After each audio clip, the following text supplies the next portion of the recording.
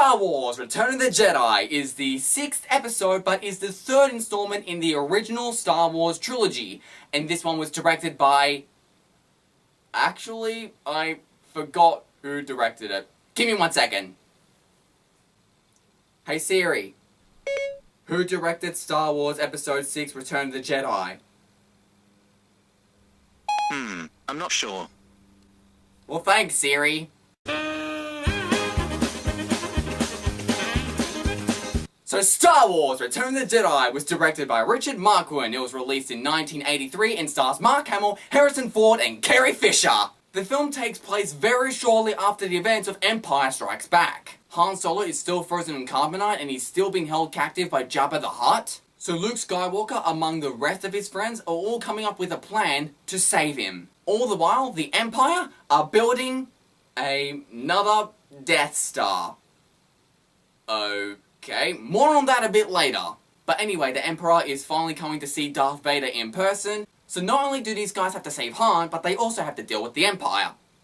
Again. Now obviously this movie is a classic, and right off the bat I can say that yes, I do think this movie is fantastic. This film is just as iconic as the first two movies, and I definitely regard it as a classic. I love Return of the Jedi. But unlike the first two movies, I do have some pretty serious issues with Return of the Jedi. So while I will definitely be praising the movie and I will be talking about things I love about the movie, I will admit that unfortunately I do have a few issues with this movie. But since I like to start on the positive side, let's start with some of the things I love.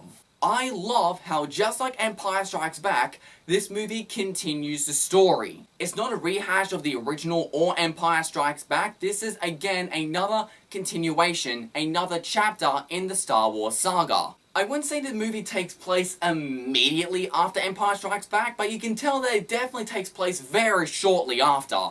And the only thing about it that really could be considered a rehash is the fact they're building another Death Star. And also, it's great to see these characters back again. I love Luke Skywalker, I love Han Solo, and I love Princess Leia. C-3PO, R2-D2, these are all characters that we have grown to love. And they continue to shine, and they are exactly the same as they were in the first two movies. It's just great seeing these characters. Also, just like the first two movies, this is a thoroughly entertaining movie. This is just incredibly fun to watch. You can dive down and analyze certain themes of the movie and look at deeper elements, but at the same time, it's a perfectly fun popcorn film where you can just turn the lights off, grab some popcorn, and just really enjoy yourself when watching it. Not to mention, this movie has some fantastic adrenaline-fueled action sequences. And I'm not just talking about the final lightsaber duel between Luke Skywalker and Darth Vader. I'll get more into that later, don't worry. But also other things like the chase through Endor. I love this scene. The sense of speed, it's intense, and it fills me up with adrenaline every single time I watch it. It's just a really great, fun, entertaining sequence. And yeah, there are other great action scenes thrown in there as well, but that one and the fight between Luke Skywalker and Darth Vader is my personal favourite. Having that said, I do think this movie is a little bit iffy in terms of the plot and the pacing. I'm really not sure how I feel about the fact that they use another Death Star. I mean, why would you use the exact same plan that you used last time when it clearly backfired on you tremendously? So why would you spend so much time and money trying to do the exact same thing? Because that just sounds like a recipe for disaster. Hell, this time it backfired on you and you didn't even get to finish the damn thing. I'm not going to joke about the exhaust port and how an entire ship can fit through it to blow it up, because other people have already spoken about that, and to be fair, it's kind of excusable here because here it was still being rebuilt. And again, there are genuine reasons for why it existed in the first movie. Return of the Jedi seems to be a response to people that complain that Empire Strikes Back was too dark. Empire Strikes Back took itself a lot more seriously than the first movie, and it had a bit of a downer ending, and pretty much ended on a cliffhanger. As a result, when it first hit cinemas back in 1980, reception for Empire Strikes Back was quite negative, including by critics. But now that we've had some time to look back at it, it's now regarded as the best of the original trilogy. And I do kind of wish that they stuck to their guns in this one and went in a similar direction Empire Strikes Back did. Because this movie is a lot more lighthearted than Empire Strikes Back. Probably the most lighthearted film in the original trilogy. And I think it's a little bit too lighthearted. Considering the film is so much more lighthearted than Empire Strikes Back, I don't feel as much of the drama as I do from Empire Strikes Back. There doesn't feel like there's as much of a sense of urgency, and I can't really take it as seriously as The Empire Strikes Back. And since it's so different in terms of tone from Empire Strikes Back, it feels quite disjointed from Empire Strikes Back, despite the fact it's a part of the same plot. Which is again why I think they should have stuck to their guns. One thing I love about the original Star Wars trilogy though, is the fact it's full of world building, and in each movie you get to explore different planets and different galaxies. And so we're visiting new places in every single movie, and I love that kind of world building.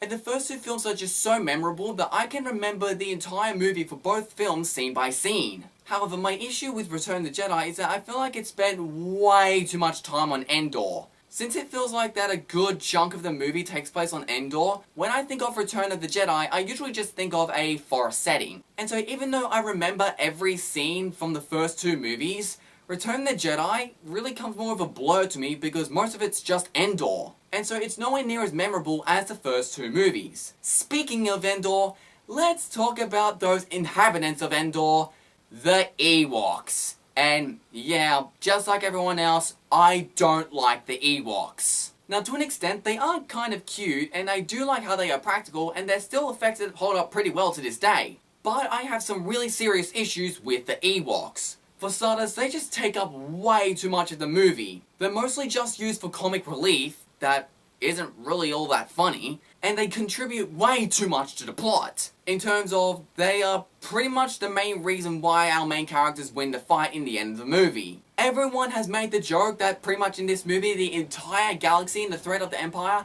have all been saved by little teddy bears. And yeah, it's true. It's really ridiculous when you think of it that way. I honestly find these guys quite annoying, and I think they are the main reason why I think the film is too lighthearted. I think if you took out the Ewoks, or at least seriously decreased their screen time and comic relief, I think the drama for the film would have been that much more impactful. Because since they're in so much of the movie, it really drags the film down for me. Whenever I decide I want to pop the Blu-ray in for this movie, the Ewoks is the one thing I always dread watching. An aspect of a Star Wars film that I don't look forward to. Something that never happens to me when I pop in the first two movies. However, getting back onto the positive side for a little bit, let's talk about other things I love about this movie, like the characters. The characters in this movie, besides the Ewoks, are excellent. It's great seeing these characters again. I love Luke Skywalker, I love Han Solo, I love Princess Leia, I love C-3PO, I love all of these characters. I also love how you can see how much these characters have grown. By the end of Return of the Jedi, you can see that Han Solo is a much more grown, more mature man than he was in the beginning of the first movie.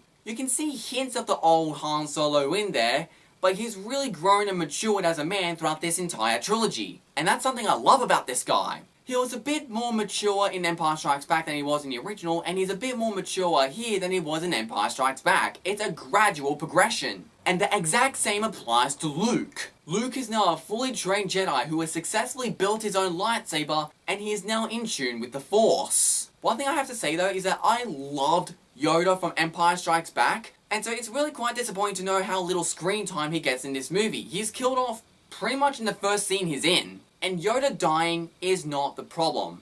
My problem is just that I think he dies way too quickly. I would have loved to see more of him before he passed away in the film. But hey, he was awesome in what little screen time he did get. And speaking of the characters, that leads to one of my favourite aspects of this entire film.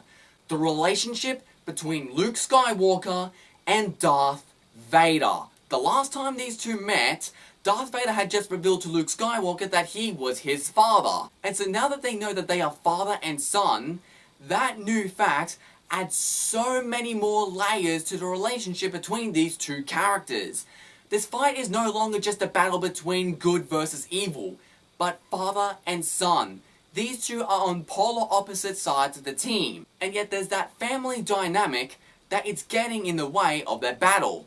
And Vader just doesn't realize it just yet. And so as a result, in the first movie, it was just really black and white, good versus evil. But now in this movie, their relationship is just so much more complex. This is also one of my favourite lightsaber duels in the entire series. I don't like it quite as much as the one in the end of Empire Strikes Back, but it's really, really damn close. In this scene, the fight isn't about the spectacle or the effects. It's about the drama and the emotion. Throughout the entire fight, Luke Skywalker is constantly throwing blocks and very, very few strikes, if any. And when he's not doing that, he's hiding in the shadows. He doesn't want to fight. He only ignites his lightsaber when he absolutely has to. But then when we find out that Princess Leia is Luke Skywalker's sister, and Vader brings up the possibility of conveying her to the dark side instead, then Luke just loses it.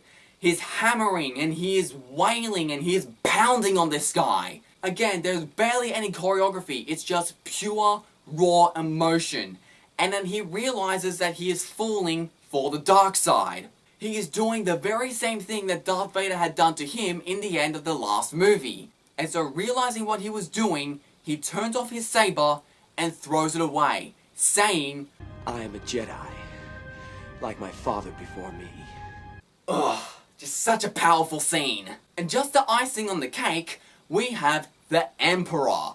This is a fantastic villain. You can just tell that the way he speaks and everything he says to Luke is really taking a toll on him. To the point where there are multiple times in the fight where the Emperor almost wins and Luke Skywalker almost gives in. And as a result, when he's able to stand strong and refuse the power of the dark side, that just makes that scene so much more satisfying. But then right after, as he denies the dark side, the Emperor then tortures Luke Skywalker.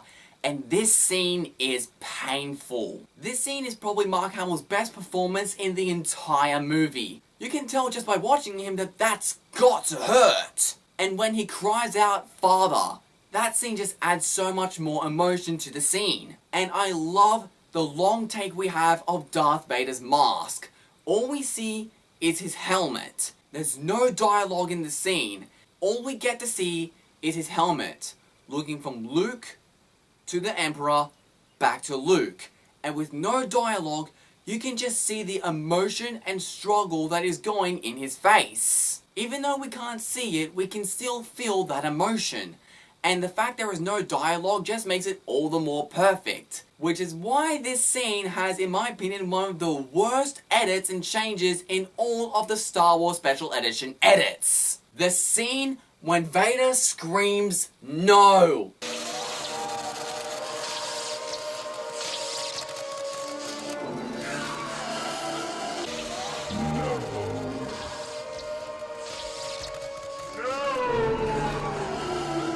Oh my god, I hate it! It just so takes away from the drama of that scene. The first time I saw this movie, I was watching an edition where that wasn't the case. And that was something I loved about that scene. And then upon later viewings, I got the 2011 Blu-ray, and then I saw it with that in it.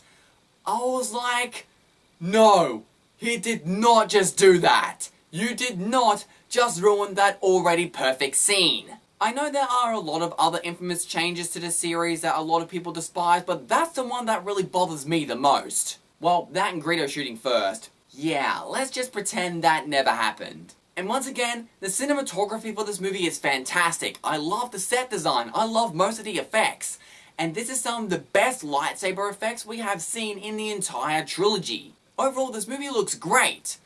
Granted, there are definitely a few times where the green screen backgrounds look pretty fake, and so this movie hasn't held up quite as well as the first two movies, but overall, I still think that this is a great looking movie. Most people say that Star Wars Return of the Jedi is their least favourite film in the original trilogy, and unfortunately, I have to agree, which is pretty sad because there's a lot of potential in this movie, and there's honestly a few aspects in this movie that makes me want to say that it is my favourite. But unfortunately, I just can't. It's my least favourite film in the original trilogy, but that's not to say I don't like it. I still love this movie. I think it's fantastic. I just don't love it quite as much as the first two movies. But I still absolutely love this movie. I'm going to give Star Wars Return of the Jedi an A. Yippee-ki-yay, movie lovers!